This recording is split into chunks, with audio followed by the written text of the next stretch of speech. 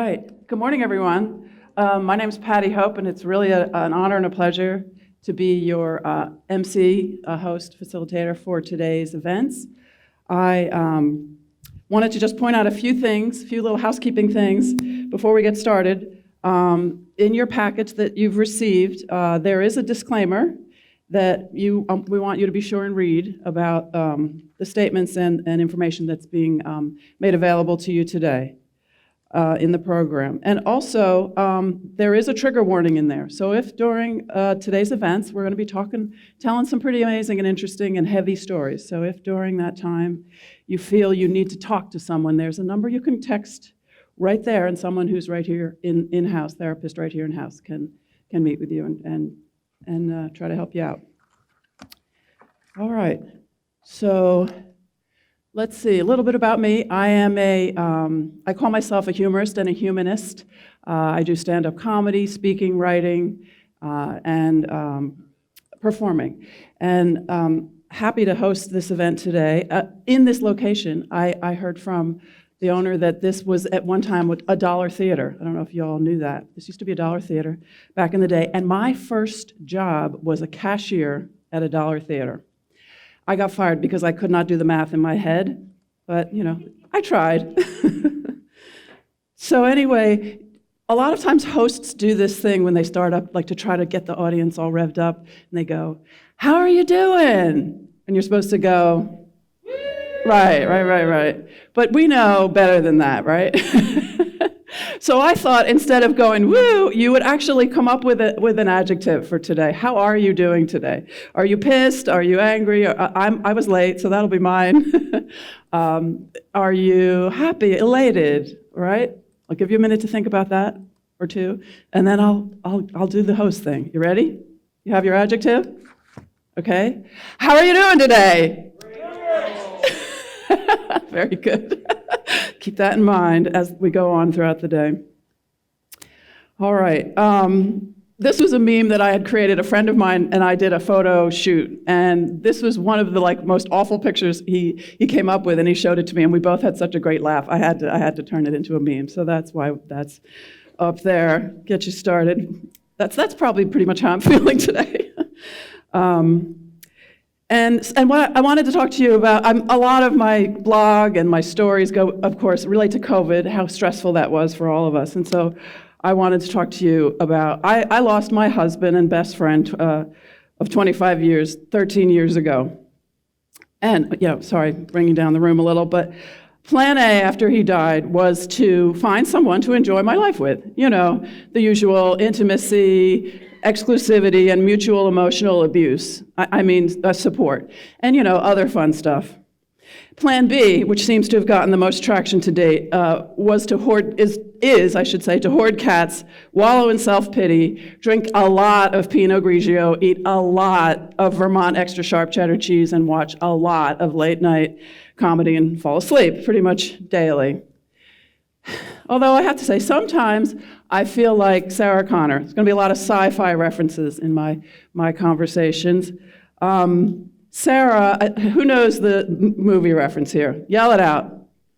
Terminator, right. For those of you who don't know, Sarah was relentlessly pursued by the Arnold Schwarzenegger character, who was a cyborg sent from a dystopian, dysfunctional, machine-run future, and to kill her because she was going to give birth to the savior of humanity. Her son was going to be the future leader of the resistance. So here's her dressed up with guns that she had buried in the desert. She just broke out of the funny farm. And some days I feel like that. In fact, when COVID happened, here's me. Look familiar? With my disinfectant and my spray bottles and everything, my mask. Well, anyway, I definitely would do that. Load my cats in the car and just take off and do whatever I have to do, although my cats hate the car, so never mind. But other days, I feel like this. Delta Dawn. Who knows that reference? Delta Dawn is from a 1973 hit song. She talks about that mansion in the sky and that man that never comes back. That's me on my worst days. In our increasingly winning-based society, We place such a great value on an individual's ability to keep it together, right? We put so much emphasis on that. If you don't, you're considered a loser or crazy or both. We're deluged with positive messaging in our society. Live your best life. In my case, this is pretty much my best life, fat, lazy, and wasted on the couch.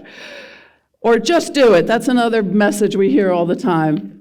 Just do it isn't really a positive message. It's kind of an admonishment, isn't it? It's like, just do it. Why aren't you doing it? It's not really encouraging. It's sort of yelling at you. What's wrong with you? Why aren't you living your best life?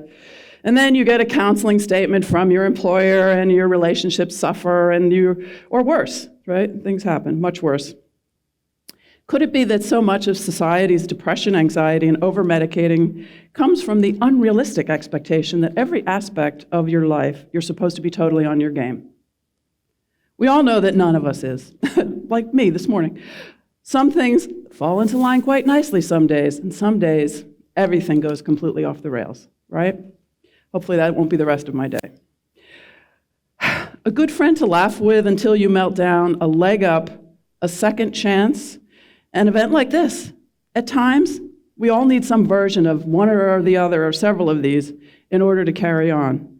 And guess what? That's okay.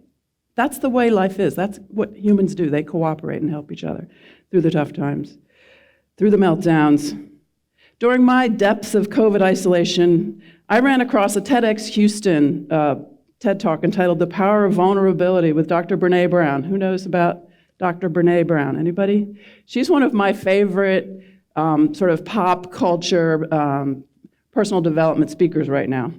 She started out as a researcher and a storyteller and has become like a powerhouse in the personal development realm. She claims that an individual's ability to take risks and to be vulnerable, not totally put together and on their game, are the source of one's joy, creativity, belonging, and love. I'm going to say that again.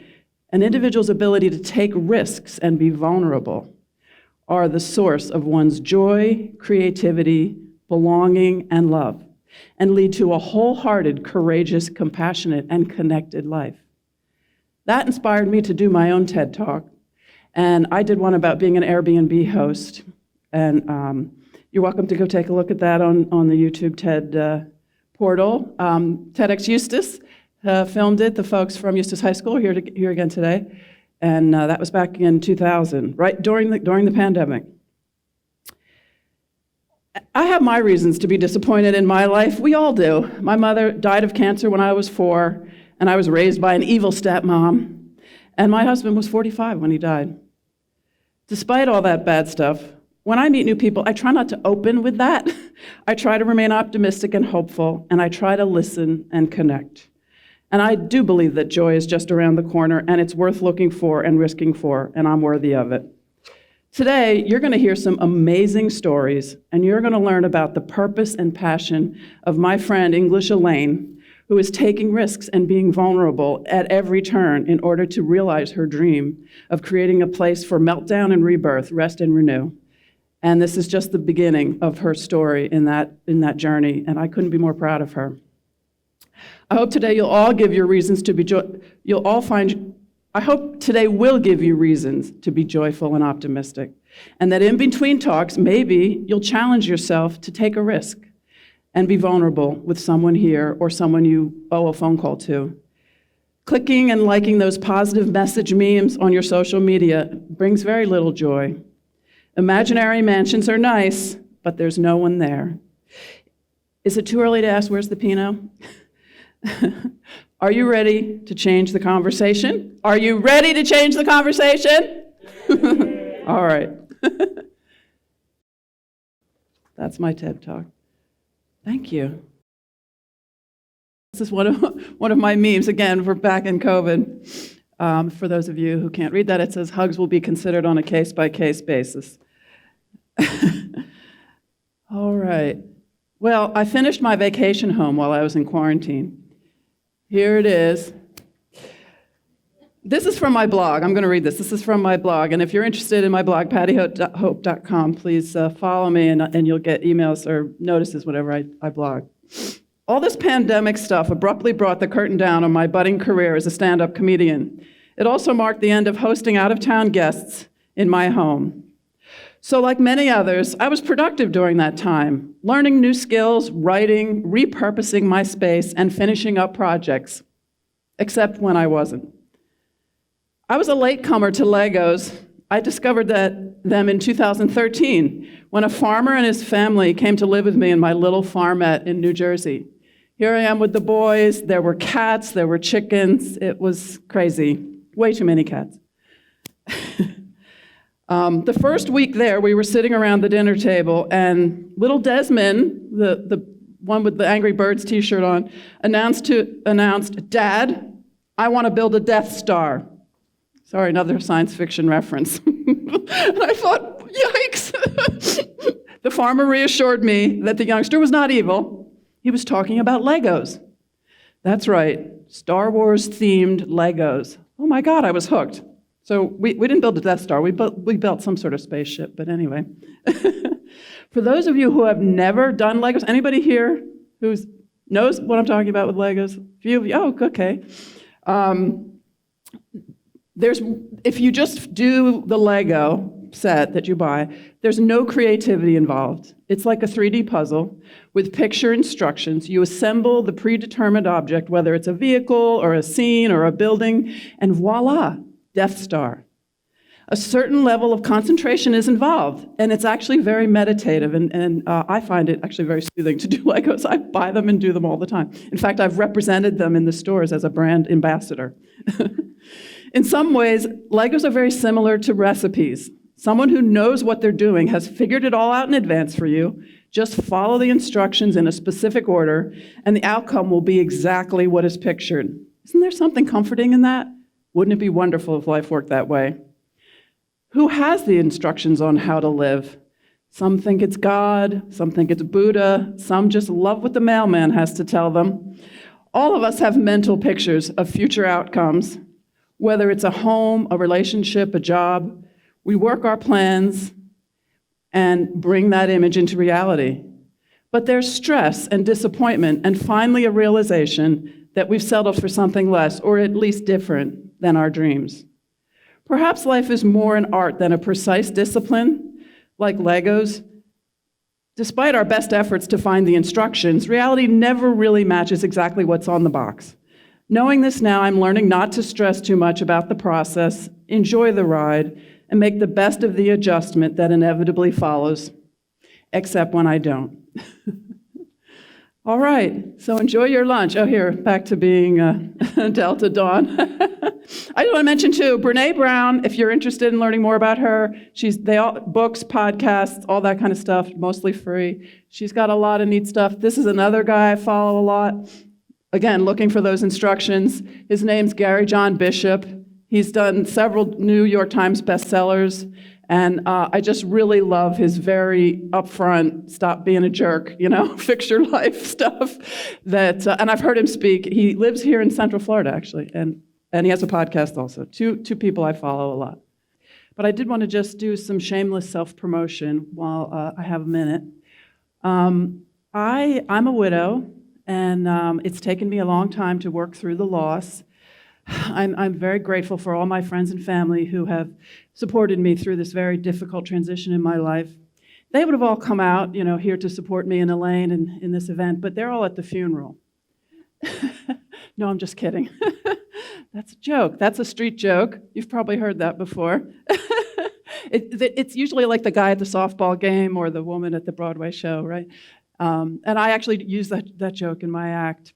And I've been doing comedy for 5 years now, and I've become and I have had a house in Lake County for almost 20 years now. So I, like Elaine, am very passionate about Lake County. I think it's a wonderful place.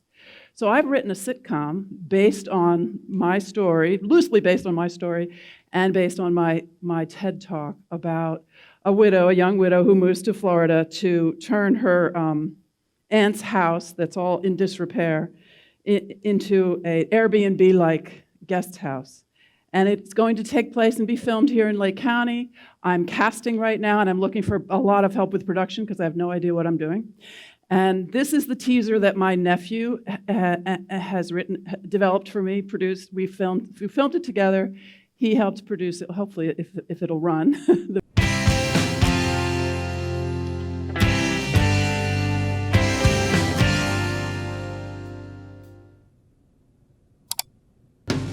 The bell clock tolls, the soul's awake.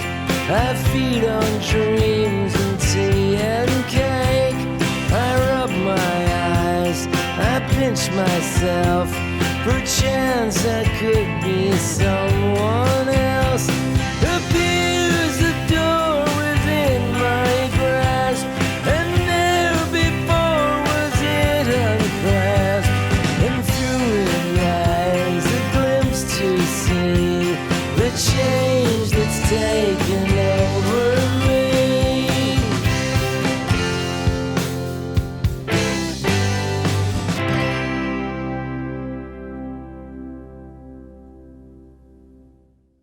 If anybody's interested in helping with the production, or is interested in talking to me about casting or assisting me, Elaine has done the same thing I'm doing, putting her passion out there, and all these people just come out of the woodwork. It's amazing. Yeah. I would love to have